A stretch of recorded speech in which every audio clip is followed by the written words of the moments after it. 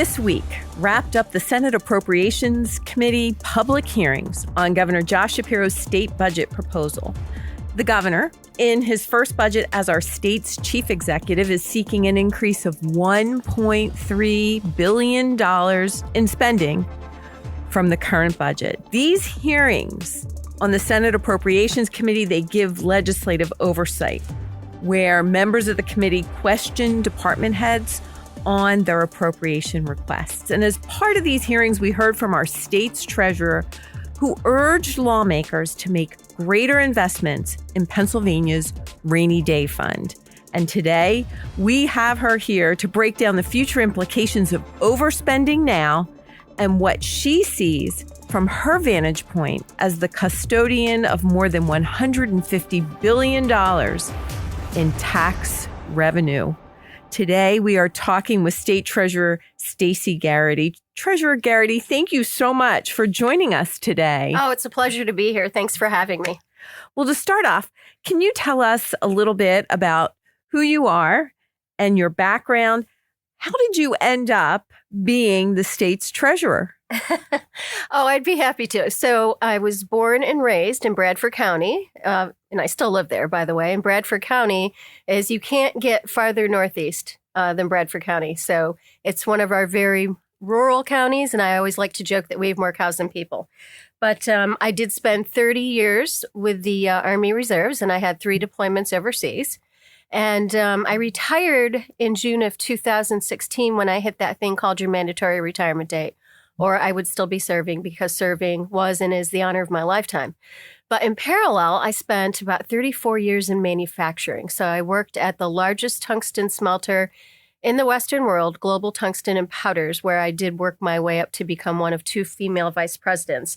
So after I hit my mandatory retirement date, it was kind of nice to have a little bit of a break because I was 24/7. In fact, my second weekend home, my husband looked at me and said, "Stacy, don't you have somewhere you have to be?" And I said, "No, aren't you glad?" So it was nice for a while, but eventually I decided that I really wanted to keep serving in some capacity. So there was a special election in a congressional race, and I called my state rep and said, "Hey, if I'm interested in doing something in politics in the future, should I jump in?" There was only like 2 to 3 weeks left to go in this special election. And she said, "Absolutely." So I ended up sort of getting pushed into the deep end instead of just dipping my toe in the water. So it was a fantastic experience.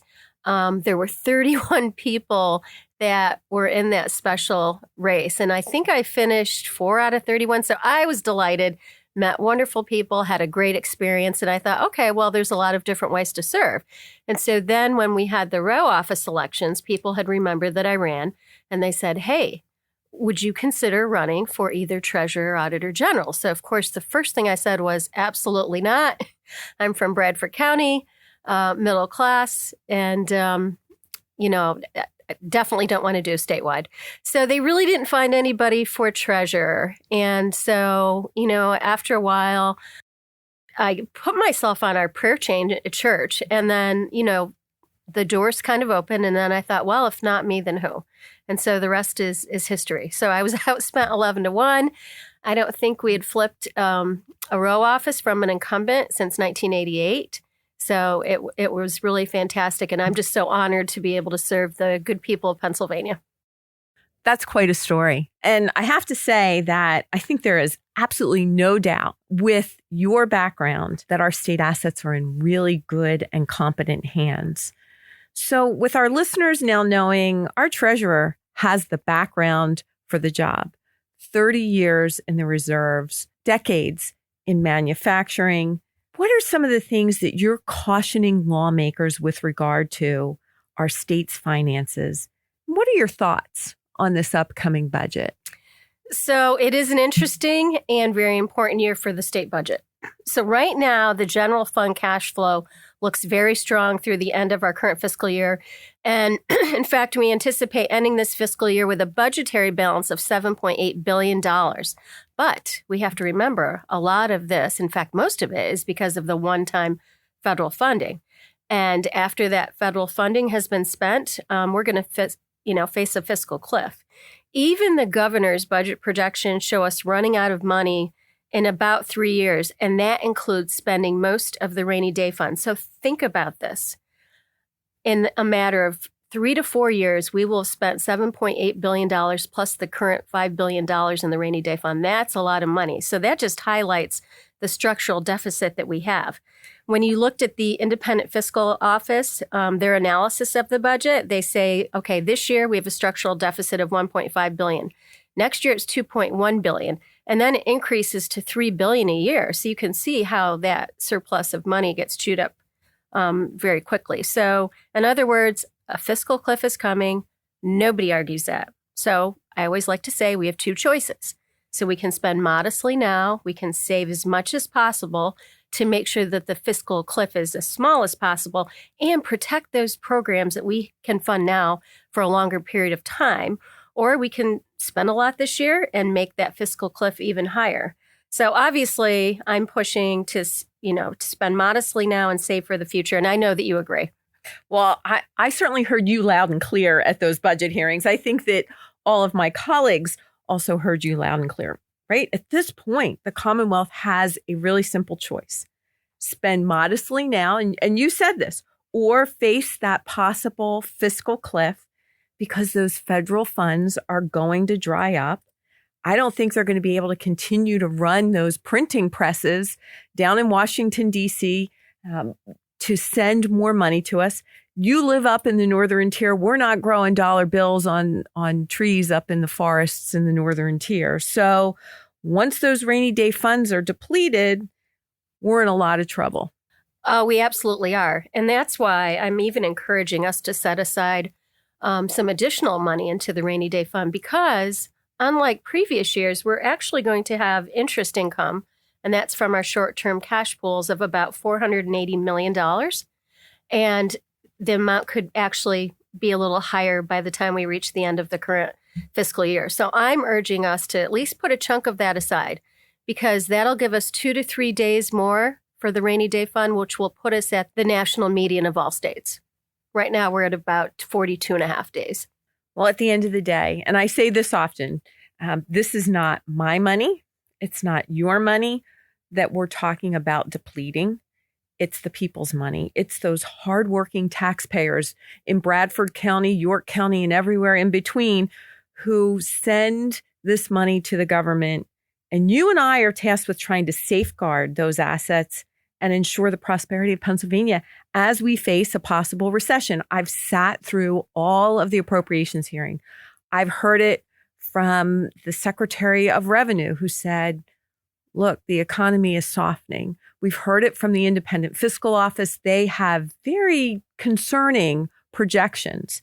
So now something I continually hear from the community about is transparency in government. So I think it's really important that as we're facing these great challenges, that the people have the ability to see what their government is doing with their money. And I think transparency is always important no matter what you do, but specifically in government spending. So the Senate followed in my footsteps and started posting all expenses online. It's important to me that taxpayers know where their money is going. You yourself have been at the forefront of ensuring government transparency. Believe it or not, folks who are listening in, you can go on and see everything that happens to your tax dollars live, real time. So, Treasurer, can you tell us a little bit more about that transparency portal that's been implemented by Treasury, how it's not only added visibility and transparency, but also a layer of accountability in how state tax dollars are managed and allocated? Absolutely. The transparency portal, I have to say, I think it's fantastic. So it's on our website. So you can go to patreasury.gov/transparency, and people can use it to keep track of the state budget, to see how Pennsylvania compares to other states on a wide range of fiscal measures. They can look up state contracts. They can see for Treasury how we spend every dollar. And we added a new feature just last year, and it's called Ledger 5. And it has its own page on the transparency portal. So Ledger 5 is an accounting tool. And when the state spends money that wasn't appropriated, it ends up on Ledger 5. Now, it's largely for medical, for DHS, about 90%. But before that, taxpayers could not see how every single dollar is being spent. And it's their money. It wasn't just taxpayers. It was actually legislators. Legislators could not see Ledger 5. And for us to be able to have the best information to make important decisions on the money that the people we represent send to Harrisburg, that was huge. It really was. And so now anybody can go to Ledger 5 and see if any money has been spent that wasn't appropriated. And up till last week, there hadn't been any, and that's largely because of the federal funds. But 3 years ago, I think there was $850 million, so almost $1 billion that we spent that wasn't appropriated. Well, and when I think back to us as legislators being asked to raise taxes when we didn't know how much money was in the dark on Ledger 5, that was, again, so important. I'm so grateful for that. Now, I've also heard that there are new features that show county by county data as well as statewide data. We do. So just last month, and it was during Sunshine Week, actually, we added a lot of new data to the transparency portal. So now people can go and see how their county compares in terms of the PA 529 account. So that's College and Career Savings Plan, PA ABLE. So that's achieving a better life experience to save for people with disabilities and unclaimed property. And we have all of that data at a statewide level too. So it's an interactive map and you can go county to county, see how all the different counties are doing, because I'm always looking for ways to increase government transparency, and making this data so easy to see gives the public more insight into Treasury's programs than ever before. Well, I think it's no wonder that the Treasury's Transparency Portal has won numerous awards. I think there should be a disclaimer or a warning for those listeners today that once you get onto that site, I will share from personal experience, you can get lost in it for hours. It's amazing. So the interactive map shows that there is almost $6 million of unclaimed property that has been returned to York Countyans since 2021. To me, that's amazing. $6 million sitting in the state treasury that actually belongs in the pocketbooks, and bank accounts of people back home in my county. However, there is still almost $52 million of unclaimed property just waiting in treasury for York Countyans to claim it. So how do they go about finding these funds? I know my office can help with the search. What do you recommend? So yes, right now we have more than $4 billion in unclaimed property that we're working hard to return to the rightful owners. And yes, that's billion with a B. So what I always tell people is you can go right on your cell phone and you just go to patreasury.gov/unclaimed property, pop your name in there, and you can also put in your address, but just search to see if you have any. And if you have a difficult time, we have a 1-800 number. So we have a call center and we have people there that are willing to help. I want to tell you what unclaimed property is because it can be a lot of different things. So it's like money in a forgotten bank account. It could be uncashed checks. It could be insurance policies, rebates, even stocks or bonds. So for example, if there's no activity on a bank account for more than 3 years and the bank can't contact the customer, they have to send those funds to Treasury. And then we work to connect with the owner to get that money back in their hands. Because you know what? It's great to have all that money, but the money doesn't belong to the state. It belongs to hardworking Pennsylvanians. And you're right. We do have almost $52 million that belongs to people and businesses in New York County. And I want to thank you for your help in returning those funds because I know your office does quite a bit. Well, I have to thank you for getting that money back into our hardworking taxpayers' pockets, making it easier for them. You've certainly been a great champion, and I truly appreciate your dedication to the cause. As you work towards ensuring that taxpayer dollars are being put back into their pockets, you are also in charge of receipt and deposit of state monies, investment management, oversight of all the withdrawals and the deposits from various state agencies. Safeguarding all the data that's associated with all of these tasks is daunting when I think about it. You took a step, actually the first one to do so in Pennsylvania state government, to ban the social media app TikTok on all of the state treasury's devices and networks. Sure, but first I want to thank you for your work on Senate Bill 379 to ban TikTok across all state agencies, and the entire Senate for supporting that bill unanimously. So Senate Bill 379, it's important for our state, and I really applaud you for your leadership on this. Well, thank you. And here's why I banned TikTok at Treasury. So in November, FBI Director Christopher Wray, he told the U.S. House Homeland Security Committee that the FBI had national security concerns about the U.S. operations of TikTok because the CCP, Communist China, could potentially use it to influence American users or control their devices. And in fact, they have been doing exactly that. In December, TikTok fired 4 employees, 2 American and 2 Chinese, for accessing the personal information of their users. So in March, it was reported that the Department of Justice is investigating TikTok for the surveillance of American citizens. And I also want to note that TikTok has been banned by 28 other states. So because our computer network, it's targeted by scammers and criminals every single day. In fact, we have 170,000 events a month. So it's incredible. Exactly. So it just is a clear danger due to its collection of personal data and its close connection to the Chinese Communist government. So banning TikTok from Treasury devices and systems, it was really an important step in our never-ending work to ensure that the safety of Pennsylvanians' hard-earned tax dollars and other important sensitive information that's entrusted to Treasury is protected.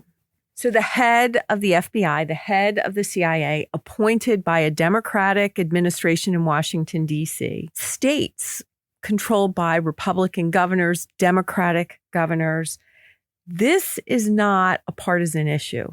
I was able to spearhead this because it really is a bipartisan effort to ban the application on all state devices and networks. It was a unanimous vote. And I think about what they could do with this data.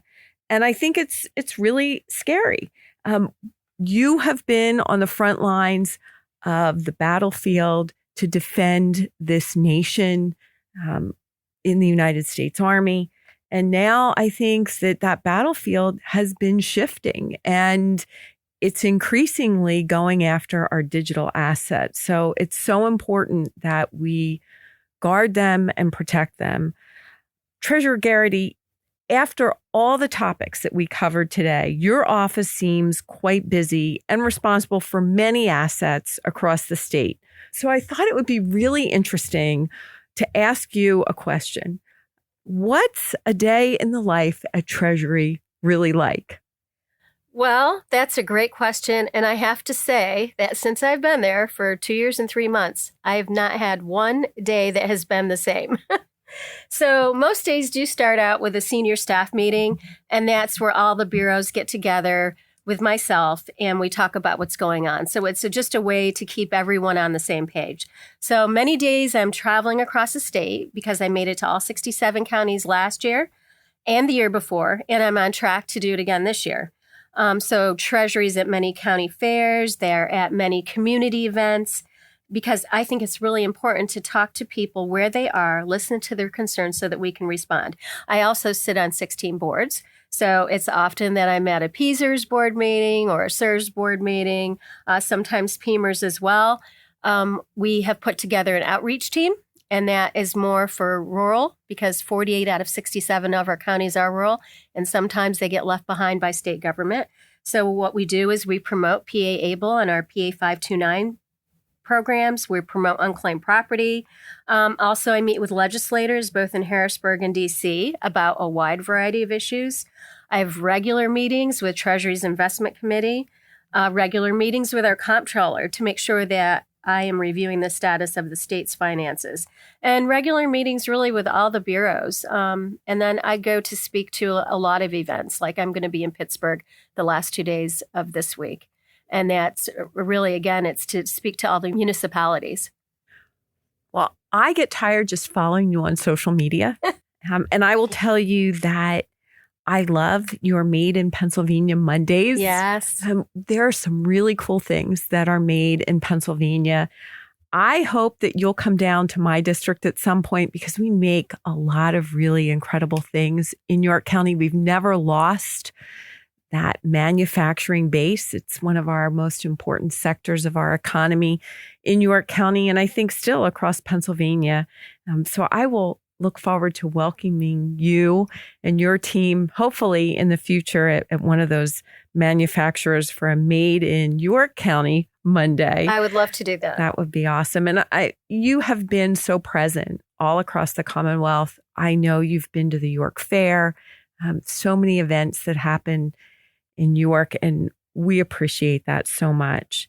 So what's next for you and your team? Is there anything coming up that you can share with us that the listeners may find interesting, relevant? Yes. So I'd love to highlight two things for your listeners. And the first thing is we're working on legislation called Pennsylvania Money Match.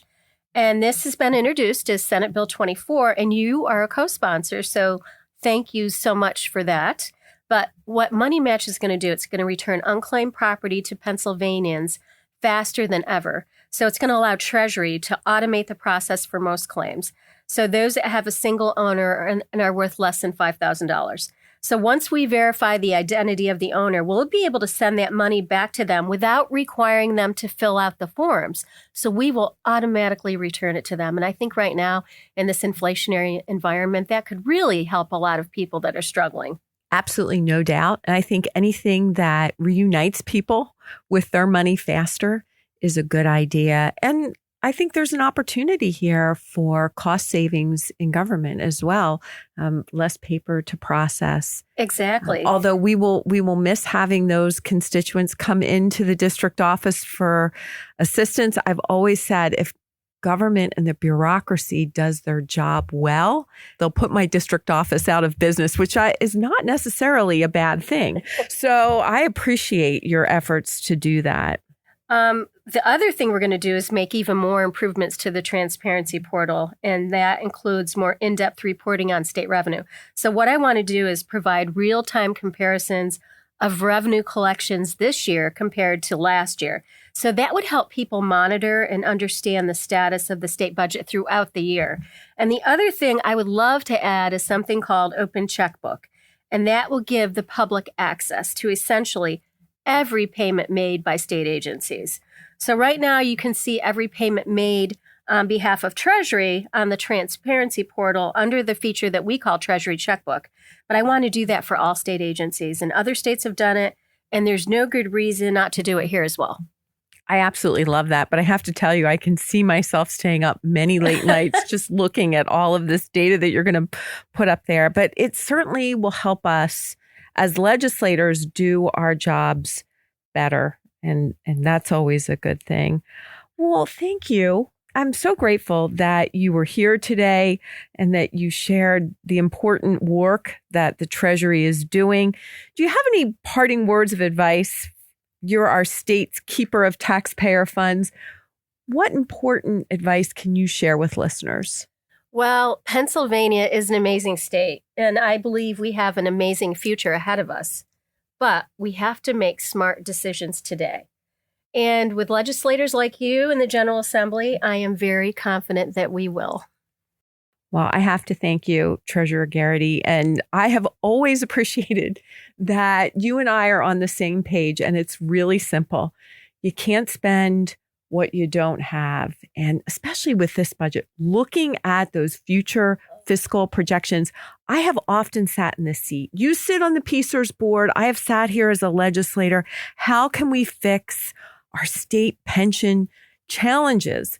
And I've often thought, if only the legislators who sat in this seat before me had had foresight to make good decisions, not just what looks good for today or tomorrow or maybe a year from now, but 5-10 years down the road to really future-proof our state's finances would be so wonderful.